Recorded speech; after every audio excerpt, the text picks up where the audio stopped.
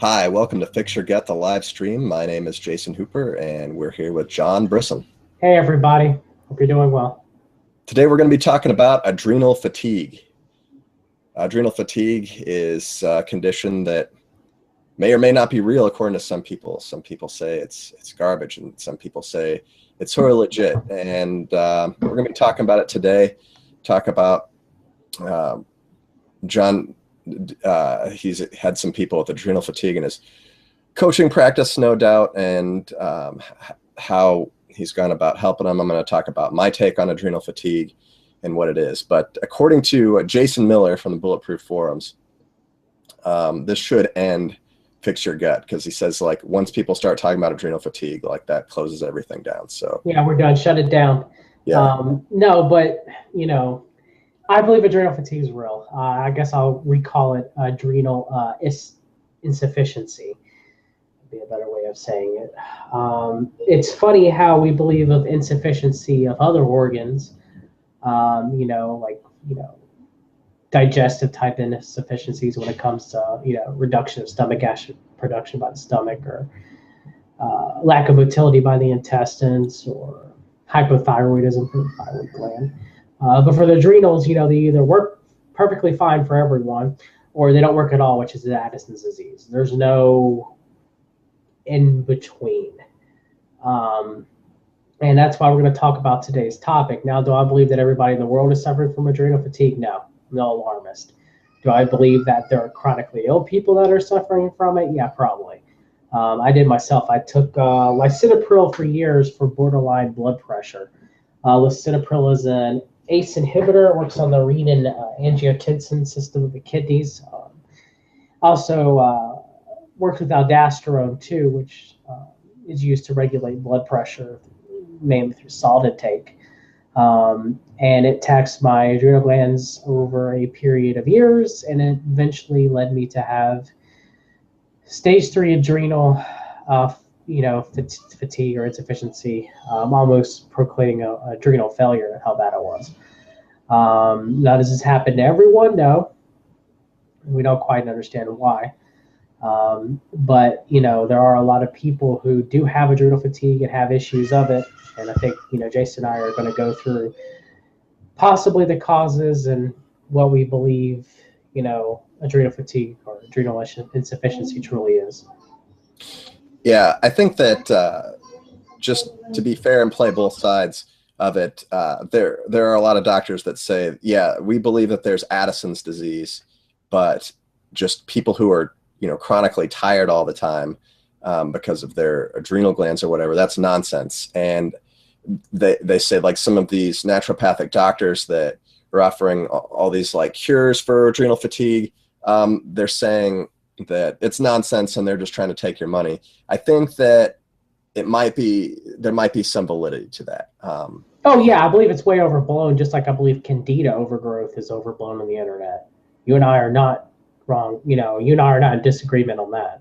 I think candida overgrowth is probably, I think you're right. Yeah, I would say it's a similar percentage of people who are suffering from candida overgrowth are also, or not also, but the same percentage of people probably suffer from adrenal fatigue. It's rare. It's not very common, but we do see it. So John was talking about some medications that he went on that he claims led to his adrenal fatigue, and like every single thing that he talked about has a structure that's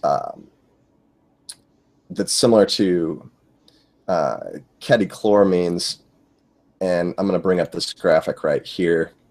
This is sort of the breakdown of phenylalanine as it goes all the way down to epinephrine, or epinephrine is also called adrenaline, just depending on what text you're reading. Okay. So we're coming from here at the top. Phenylalanine goes to tyrosine, to dopa, L-dopa, dopamine, and it kind of shows you what's happening. So you have this sort of hexagonal shape thing with a side chain attached to it. The side chain doesn't really change a whole lot if you go from top to bottom. What's changing? Well, what's changing is that there are compounds, there are hydroxyl groups that are being added to the sort of this hexane ring here, and it's coming all the way down through. Now at the very end, yeah, going from norepinephrine to epinephrine, we changed the side chain a little bit. But once you get down to that level, it doesn't really make a difference. So the medications that John was taking, they're similar enough to these compounds to where the body might mistake them for some of the same compounds, and they can end up messing up your receptor sites for a lot of this stuff. So anyway, that's kind of how it works out. Now, here's the problem. You've got these sites, or you've got these doctors, and they're like, yeah, we're going to do these cortisol tests on you to see how much cortisol is in your system. So what they do is they do saliva tests, they do urine tests. Some of them do blood tests, although I think the blood testing is probably the most ridiculous out of all of it. Yeah, blood's pretty useless. And it's expensive. Sometimes they can get their insurance companies to cover it, but a lot of times they pay out of pocket, and it's $600 to $800 a pop. You can, as long as you don't live in New York, you can order a saliva cortisol test on the internet for less than $150. But I do agree that I do think that in some cases it's a racket. You and I will not disagree on that. Yeah, I mean, if you want to do a saliva test, they're going to take your money for sure. But it's just like a basic saliva test. So like, no, actually, we're going to do a 6-point, 7-point, 8-point saliva test, 12-point saliva test, and we're going to test it multiple times a day just to see what's going on. And they figure out some interesting things. They figure out these things that doctors would consider to be medical paradoxes, where you're showing the neurotransmitters being expressed at the wrong times. So you're in the morning, you're producing more of your melatonin type neurotransmitters, and then at night you're getting more adrenaline, and your adrenaline's actually the lowest in the morning. So you get people who are just ready to go at night, and then they feel tired during the daytime, and it's kind of backwards. Their circadian rhythm is sort of backwards from what's common, and the doctor will be like, I don't know what's going on here, you're just weird, and then sort of the naturopaths will be like, okay, well, you've got adrenal fatigue, it's you've got, and they assign it to they describe it a certain stage condition, whatever, stage 1, 2, 3, A, B, C, whatever, and they've got it all mapped out and everything based on your symptoms or whatever, gullibility. I don't know how they really rank that. And then they're like, okay, we're going to sell you some topical creams to put on underneath your armpits, and it's going to cure you. And like, oh, what's in this stuff? And it's like, vitamins, amino acids, and Okay, look, it depends. Okay, it depends on who you're talking about. All right, there are some people like Dr. Lamb, for example, who is very scientific when it comes to his adrenal fatigue information that he puts out there. But you are correct. You believe that there are some forms of adrenal insufficiency that aren't full-blown Addison's disease, correct, Jason? Yeah, I mean, basically, like you were saying at the top of the show, we've got other hormonal insufficiencies, and so obviously, epinephrine is going to be one of them. I just don't agree with the way most people say that you catch adrenal fatigue, or that adrenal fatigue, I think, is generally treated the wrong way. Oh yeah, you and I will both agree on that. I agree that wholeheartedly. I think that adrenal insufficiency either come mainly from chronic infection, which is the increased need of cortisol over a period of time, and also causes other neurotransmitter and hormonal imbalances, or like me, where I took a medication, an ACE inhibitor, which does affect the renin-angiotensin aldosterone system, that would negatively affect it. And also lisinopril or ACE inhibitors greatly deplete zinc, which over time would lead to lower testosterone, and it did in me. And by doing so, they're considering using ACE inhibitors as a form of male contraception. It works so well in inhibiting testosterone. All those hormonal imbalances, and all the imbalances to different systems that ACE inhibitors cause, definitely led to my downfall. I definitely wholeheartedly believe that. Yeah. It's a lot of people will say, who have adrenal fatigue and who are diagnosed with adrenal fatigue, will say, yeah, it began with flu-like symptoms. I got sick, and then after that, I never really bounced back. And I had a low-grade fever, I had some inflammation, and then, you know, I just felt tired. I never really bounced back from it. I get sick all the time now, and they go to all these doctors, and they're like, yeah, suck it up and keep going, and nothing seems wrong.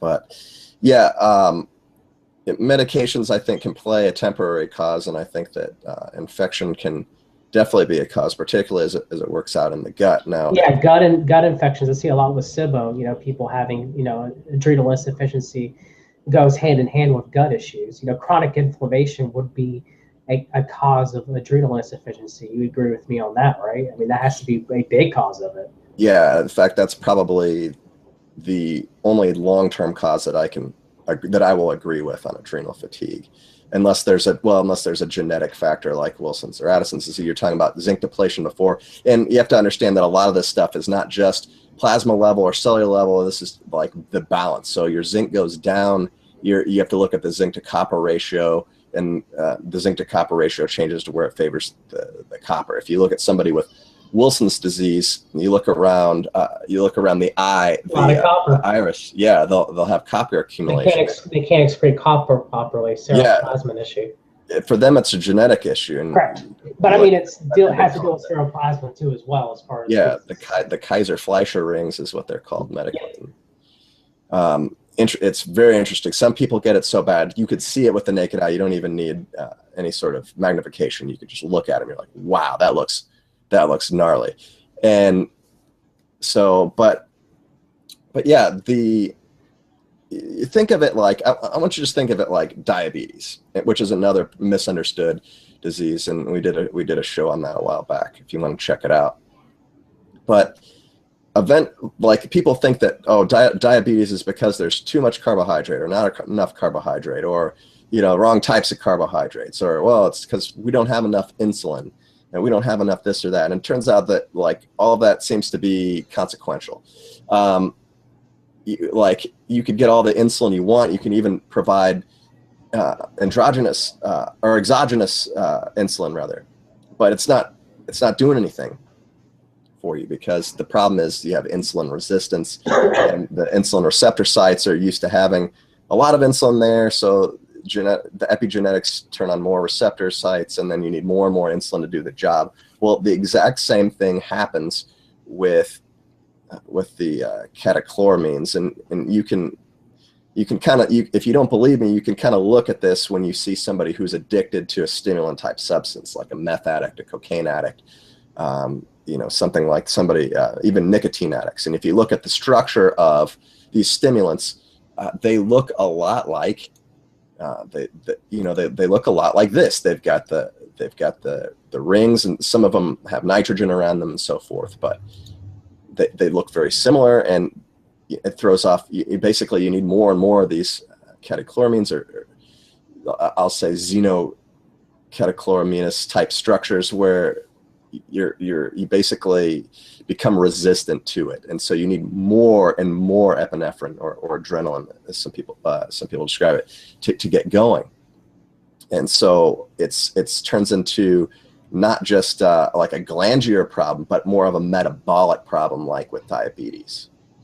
And so my belief in how adrenal fatigue sets in is the exact same way as how I think adult onset diabetes comes in. Yeah, there are genetic problems that lead to diabetes, type 1 diabetes, and certain pancreatic disorders, but it's the same kind of deal with adrenal fatigue, is that a lot of it comes in through the gut, and a lot of it comes in through endotoxin producing bacteria that end up in the bloodstream. Now, there are a lot of different compounds in the body that are endogenous and exogenous and made by bacteria that go through a cascade that basically turn into adrenaline, and your adrenal system needs to fight it. Now, a lot of people are when they're looking at the adrenal fatigue diagnoses, they're looking at the wrong things. They're saying, oh, well, we think that a low carb diet caused this, because if you don't get enough carbs, well, that's going to put pressure on the kidneys, because the kidneys have to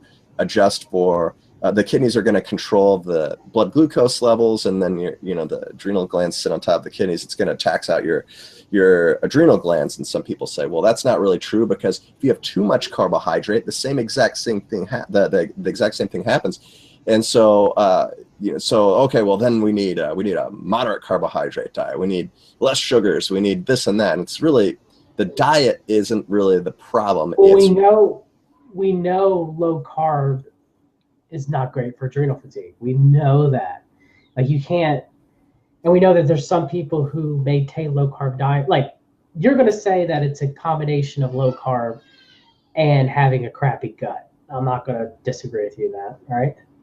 Yeah, I think that if you're low carb, it's hard on the gut especially if you're not doing it right. You can check out episode 22 if you want to see our take on that and intermittent fasting. But the thing is, like, you go on a low carbohydrate diet and you deplete your mucosal barrier, and you end up with leaky gut syndrome. More endotoxins going to be dumping into your bloodstream. It's just you're going to create a weakness. And there's actually evidence of this, and you can see from this study right here that the catechloramine spike when you get an endotoxin dump. So this study has been done with LPS endotoxins. Okay, so the TNF would be a cytokine marker, and that would increase at the same time. And so pretty much when you have increased cytokines, the catecholamine would increase. Pretty much it's your body trying to deal with the endotoxin load.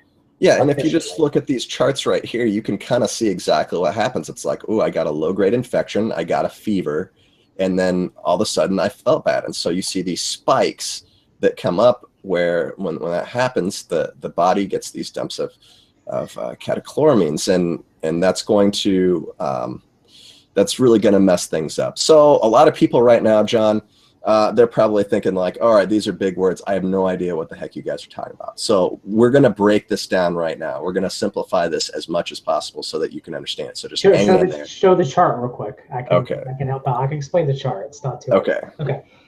A stands for TNF, which stands for tumor necrosis factor. Okay. Hold on. These are cytokines or signaling proteins that develop generally when there's some sort of inflammation. It's like your body's immune reaction to inflammation. Okay. So when it goes up to that 60-minute mark up at the top, that's when inflammation, your body's dealing with inflammation, was at its highest. Okay. And then, of course, Jason, you can explain catecholamine, which is adrenaline, which is the B marker, if you want to. Yeah. Basically, you're just seeing a proportionate relationship between the two. You're seeing when the LPS endotoxin spikes, you're seeing a spike in the other one. The thing is, but if you look at the zero level, back before there was a problem, in both A, B, and C, you'll see that the catecholamine levels were very low. And so what's happening is, like, there was no problem before. Then you had the dump of endotoxin, and then look what happens. In the B and C areas, there's no recovery. Now you end up with a huge level of catecholamines, and whereas before you didn't have a problem. And so that's why you start to develop the adrenal resistance. C would be the cortisol that's needed to regulate the immune system after the initial endotoxin dump. So you're going to need the adrenal glands to pump out, cortisol and pump out adrenaline. So, well, yeah. I mean, it makes sense. Let's simplify this a little bit. It makes sense. You get sick, it's going to tax your body. Your body's going to have a hormonal response to that. It's going to say, I'm sick, I need extra help. And what does epinephrine do? Remember, epinephrine, adrenaline, same thing. What does epinephrine do? Yeah, it raises heart rate, raises blood pressure. Okay, raises body. It's thermogenic, can raise body temperature, and one of the other things that it can do is it signals the cells to start releasing fatty acids, and start releasing carbohydrates so that it can be burned for energy. It says we're going to be doing something that needs a lot of energy, and we're going to need to help out. So we're going to have a fever. You're going to need epinephrine for that. Cortisol is going to be needed to break down the glucose properly and regulate the immune systems, the steroid pathways, and so forth and so on. So pretty much this proves that endotoxins trigger the body to go in overdrive to try to fix the problem, which put, over a long period of time would put the adrenal glands, would cause an insufficiency. Yeah. So where do these endotoxins come from? Because this was obviously done in vitro, not in vivo. So they just injected somebody with endotoxins, which is not good, but No. that's what they did. They injected somebody with endotoxins, and they wanted to see how it worked out. And so that's what they did. So now we have to see where these endotoxins coming from naturally. So if you have sepsis, if you have an actual puncture in the gut someplace, and you will get like more than just leaky gut, you'll get like a dump of everything that's there into the bloodstream, and that's Correct. where you'll have major problems. Gastrointestinal sepsis, the rate of survival is extraordinarily low for an intestinal perforation because of the massive amount of bacteria and endotoxins that are stored in our digestive system naturally on a daily basis. I don't know how Tony Soprano survived. Yeah, the rates of intestinal perforation of survival and sepsis from intestinal perforation are scary. Did you ever see that episode of The Sopranos? Yes. I think the last season where like he gets shot by his dad or somebody, and like he goes to the hospital, he has sepsis and he almost dies. They're like, yeah, it's not looking good. Getting shot in the intestines are probably one of the worst places you can get shot at, period. Yeah, I don't know. I wouldn't want to get shot like in the oculocranial cavity. Well, of course, your brain. I'm talking about like as far as like thoracic, upper thoracic. Any major, organ, the intestines, other than your heart, your lungs, your brain, femoral artery. Yeah, any major arteries. I would just recommend, and I'll go on record with this. And I know the FDA is probably going to complain and say you're not a doctor or whatever, but just don't get shot, guys. Okay, sorry, FDA. Go ahead and send me a cease and desist letter. I don't care. I'll file it with my lawyer, which is actually just a trash can. It's no joke. Intestinal sepsis or peritonitis, or whatever they call it, it's definitely a medical emergency. So what's happening then with leaky gut, and a lot of doctors don't believe there's such a thing as leaky gut either. So what's happening with leaky gut, and how is endotoxin, which is produced in the gut, and sometimes it's produced more than others depending on diet, especially when your bacteria are not happy, and there are things that you're eating that are not keeping them happy. What happens to get that stuff into the blood? Because it doesn't belong in the blood, and if you've got a good working gut, it doesn't get into the blood. There's barriers in place to prevent that, but how does it end up getting into the bloodstream? Well, there's a lot of studies on this showing that gluten, casein, zonulin. If there's something that you're eating that you can digest but takes forever to digest, or that you can't digest but bacteria can ferment it, so like FODMAPs, for instance, these fermentable carbohydrates and proteins that if they escape your digestion, it gives the bacteria a shot at it, and some of them can digest it, and they start producing these endotoxins when they're exposed to things like gluten and casein. And what are you doing, John? That's distracting, man. When they get exposed to like gluten and casein, they get angry and they start producing more endotoxin. And in nature, endotoxin is a signaling hormone. It's also a deterrent, so it kills off predators, or I wouldn't say predators, but it kills off other organisms that might interfere with. It might start eating up whatever food source that bacteria is eating, and so it's to get them out of there. So that's how it's made in the gut. So how does it get into the bloodstream, John? Pretty much just leaky gut junction barriers, because we have the 3 layers of the mucosal barrier that it has to go through, and then our gut are these tight junctions that don't, that are let certain things through, but most things it doesn't let through, So that's the problem is like zonulin, for example, that I mentioned, protein, when we ingest gluten, over a period of time, our body reacts to it. And some people are fine and they have minor, gut junction, breakdown. The digestion of, I'm not saying you should ingest gluten every day, obviously, but people who are healthy occasionally, you and I would argue, I'd say it's okay on the digestive system as long as the barriers are in place. But these people, when they ingest it, the zonulin antibodies, it kind of like the gut goes from being like this to more like that. So more things are able to get through. And in doing so, endotoxins get through, digested proteins get through, lactate gets through, D-lactate that's produced by probiotics instead of L-lactate. All these things get through, and they cause a host of issues. Histamine is able to get through. All these things that normally were kept in check by a normal gut are not anymore because of these zonulin proteins that were produced from the ingestion of gluten. Yeah.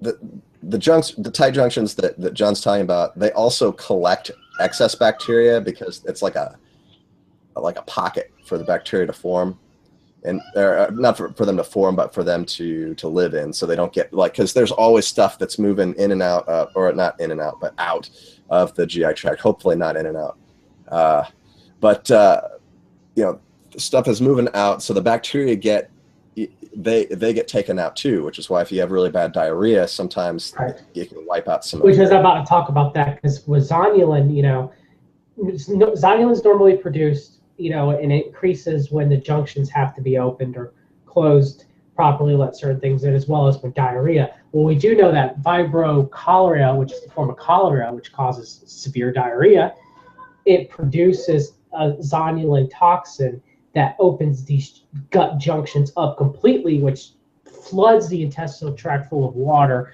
and chloride solution, which causes massive diarrhea and normally wouldn't occur under a healthy person. These junctions are supposed to help regulate, keep out the bad stuff, but absorb the stuff that we need to survive. That's seen a lot in methane dominant SIBO, or no, a hydrogen dominant SIBO. Yeah.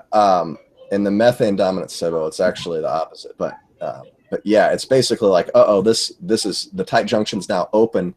The body's response to it is to just flood everything out. So water, as much water and chloride as you possibly can. And we do know that gliadin, does increase zonulin. That has been proven. It does increase intestinal permeability. Gluten does.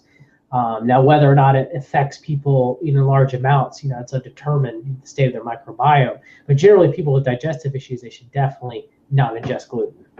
So, where do we get the chloride from to flush out our gut with? What do you mean, from our body? Yeah. Where does it come from? It's usually just a water chloride solution. Yeah, but what does the body use to get that chloride? The chloride ions that we intake generally from food. I don't understand what you're asking me. Yeah, that's exactly what I'm asking. Okay, what is our major? Yeah, exactly. Salt, and a lot of people that don't eat enough salt, they end up with they don't make enough bile, which is made from hydrochloric acid, and they can't flush their gut properly. Using chloride ions to do that, in water, and so a lot of people who are on low salt diets, low sodium diets, also have the same issues. Yeah, and they also have low stomach acid too, because HCl requires chloride for proper reduction. Another interesting thing with sodium, and the reason why can't I use potassium chloride? Well, number one, it could give you a heart attack. And why does my chloride have to come from sodium chloride? We need that sodium chloride, sodium potassium balance. Also, what happens when we don't have enough sodium is that the body will start dumping elder testosterone, and it does this so that we can absorb more sodium from the diet. And if you go back, let's see if I can go back to this one right here. It's just another catecholamine type structure that basically it's this type of shape. So your body's getting rid of this stuff too, and so what's going to happen is the elder testosterone helps balance some of these other things. So it's all connected to this. If you're on one of those medications that John talked about earlier that he was on, and you're on a low sodium diet. But an ACE inhibitor and aldosterone. And yeah. If you're on like an ACE inhibitor and you're on a low sodium diet, like that's going to be even rougher. Yeah, I would not suggest, I'm no doctor, but I would not suggest for most people to be on a diuretic, an ACE inhibitor, and a low sodium diet at the same time, because you're just going to dump out all your sodium, and it's going to tax your adrenal glands over a period of time, because more aldosterone is needed to try to increase blood pressure. It's just a mess. Yeah, it gets kind of tricky. And again, the cause of high blood pressure um, can likely be due to LPS also, the Yeah. same kind of endotoxins. I mean, aldosterone is important to regulate this conservation in sodium and secretion of potassium. I mean, it's funny how we're arrogant to think as humans that by taking these medications that we don't affect the system as a whole. There's very few doctors who look at that. They say that, hey, this is what this medication does. This is what we need to do. Fine.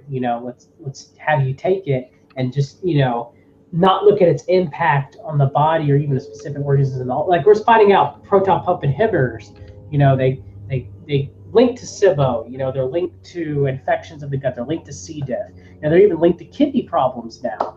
It's you can't just shut down an enzyme system and think it's not going to affect the body in a negative way just because you see a positive, like reduction of stomach acid and PPIs, or for ACE inhibitors, reduction of blood pressure, but at what cost?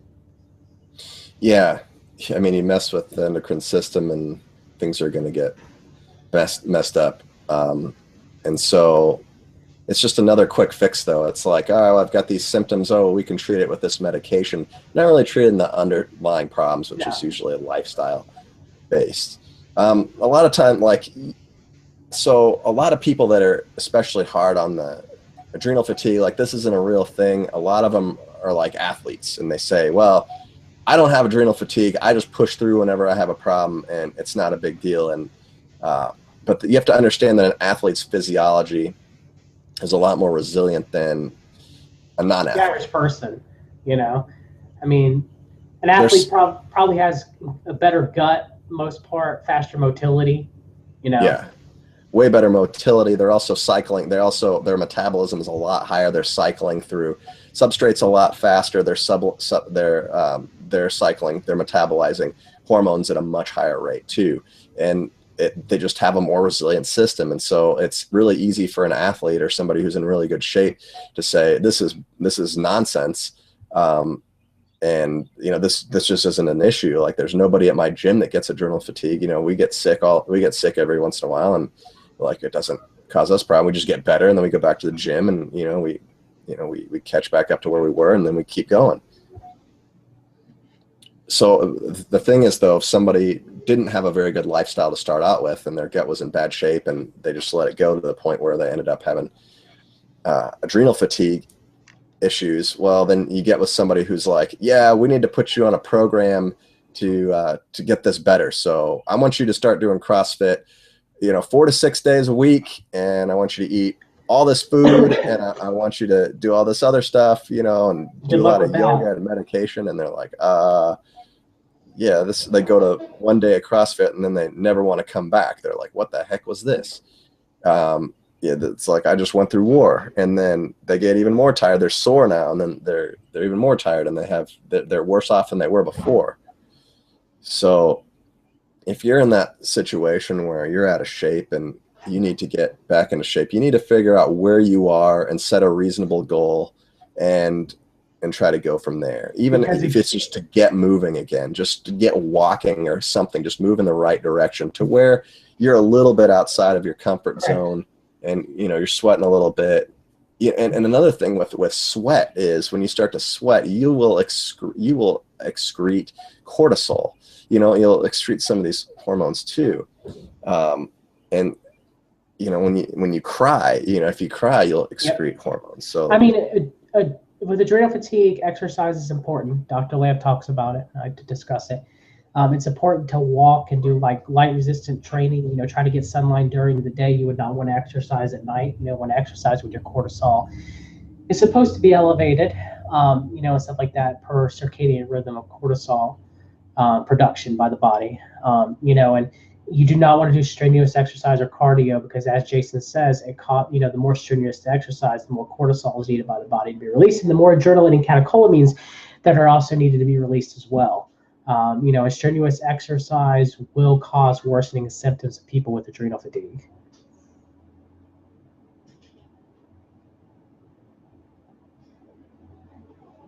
So, I mean, it's one of those things where it's like a catch-22. Like, your adrenal fatigue might not recover as quick as you want it to be if you're just laying in bed every day trying to recover that way. It's actually better to get out, get some sun, walk around the block a few times. You don't want to be running any marathons because marathons will cause issues, as far as like the cardio, mainly strong cardio will cause the most issues when it comes to AF. Because of the need, like I said, of increased cortisol, increased adrenaline during these high strenuous workouts. It has a lot to do with, trying to do with anything within balance is one of the most important things when it comes to trying to recover from AF. You want to, it's also setting a schedule is very important too as well.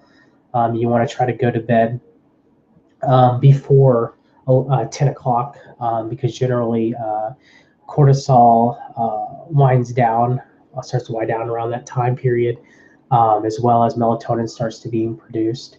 So if we don't go to bed around 10, our body says, hey, I guess we're up for a reason. We're still going to be up. We need to make some more hormones. So adrenaline is greatly increased and cortisol is greatly increased if you stay up past 10 to try to keep us up during the night to fight against melatonin production, which we see a lot of people with adrenal fatigue having those issues where they can't go to sleep after 10 and they stay awake till about 1 or 2 o'clock where they can't stay up anymore and eventually pass out from being tired. We see that a lot. Keeping a schedule is very important when it comes to adrenal fatigue. Trying to go with our circadian rhythm, trying to make sure that we support it. Don't eat right before you go to bed, and don't exercise at 10 o'clock at night. You want to exercise when your cortisol, like I said, is at its highest, which is in the morning. You don't want to, take the same with supplements. You wouldn't want to take supplements to help modulate or increase cortisol unless you have a flatline curve. You'd want to try to take vitamin C and vitamin B5 that support cortisol production within the morning, and you want to take supplements to try to possibly help lower your cortisol if it is elevated at night, like phosphatidylserine and fish oil. Which would help with that. It's the most important thing about recovering from AF is you have to try to improve your circadian rhythm in line with cortisol production, because that's what's out of whack. You'll see different cortisol curves with people with different levels of adrenal fatigue, and what's out of whack is this cortisol or circadian rhythm, which is cortisol's high when it starts to be produced around 4 o'clock in the morning to help us wake up, increases our blood pressure, gets us back from having late night gluconeogenesis and stuff like that. So when we wake up, cortisol starts being produced around 4 or 5 in the morning. It's at its highest around 7-ish, and it starts going down throughout the day. And then by night, it should be as low as level while we sleep. That's the reason why when we get sick, our fevers happen greater in the afternoon and at night, because our immune system is not functioning as high as it was because of lack of cortisol production.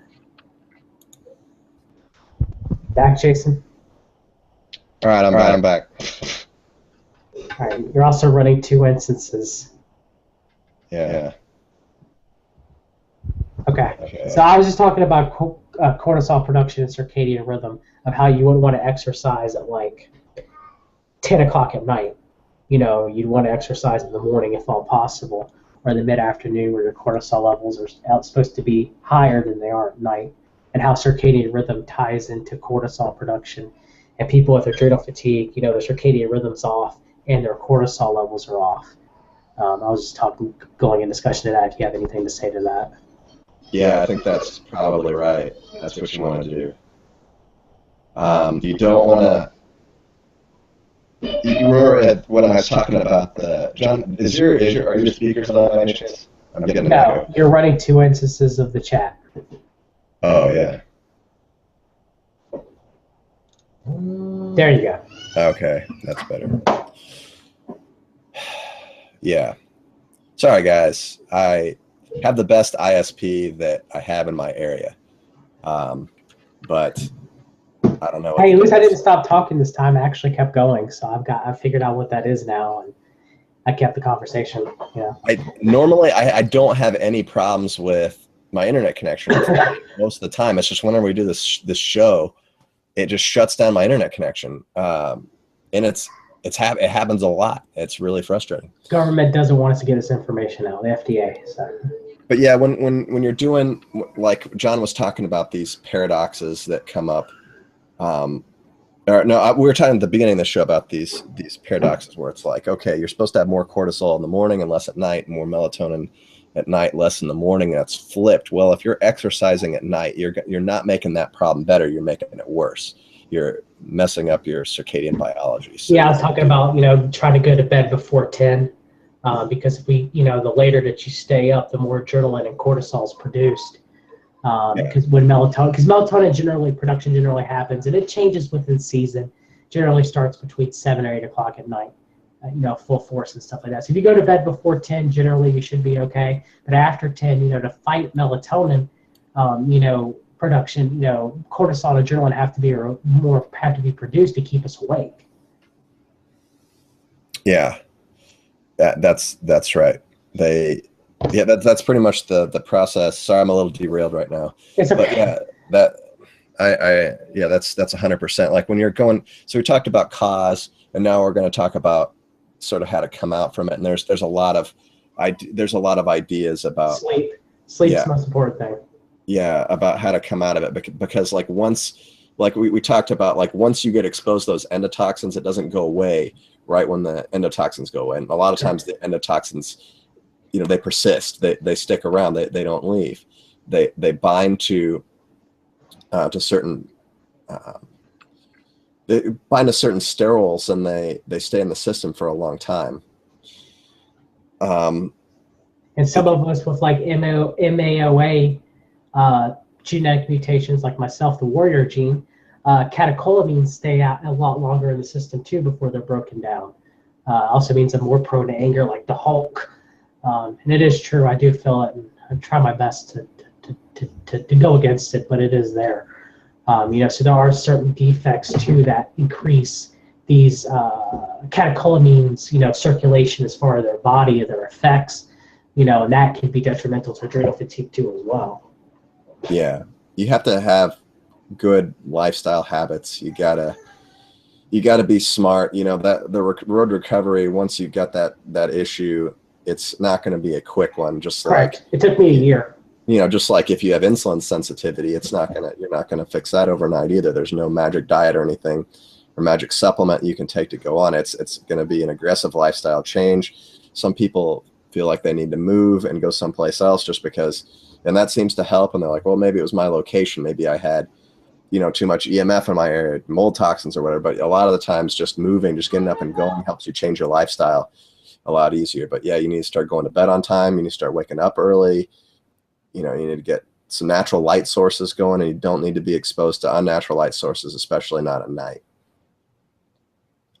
Yeah, I definitely agree on that. If you have leaky gut, you want to definitely, if you have leaky gut, you definitely want to take care of it. You want to fix your gut, because like Jason said, that could be a cause in any chronic infection. You have to support your adrenals while you're tackling the infection, like Lyme disease, for example. But, your adrenal fatigue will never fully recover if you do have some sort of infection. You have to address the root cause why you have adrenal insufficiency first, before, you can recover from it. That's just how it is. It's not something that's going to happen overnight. It takes time. One of the most important things you can do is try to fix, your circadian rhythm. Some of Jack Cruse's basic tenets on doing that's some of his best work that I agree with, and can't help. And it's stuff that needs to be done. Jason was talking about as far as limiting blue light at night, increasing melatonin production, increasing, ability to sleep hygiene. If you're on a low carb diet, I would not suggest it with AF. Increasing carbs can't help. And maybe supplementing, taking certain supplements or certain hormones, with a good doctor, at certain time periods of the day to support yourself can help speed up the process too. But most time with AF recovery, fixing the circadian rhythm is the most important thing, other than if you have any underlying infection or anything that's causing systemic inflammation, chronic inflammation, you definitely have to take care of it too, in order to get better. Yeah. Well, I think we're going to do more write-ups on the blog about this kind of stuff. And if you want more detailed information, you can go there. But I hope this show just gave you a little insight into our view on adrenal fatigue, what we think it is and what we think it isn't. And so I think we're going to go ahead and end the show here, especially since I'm having these internet connection problems right now. I feel like I'm Max Headrew at the moment. But guys, thanks for watching, and we'll see you next time. Take care, everybody. Have a good day.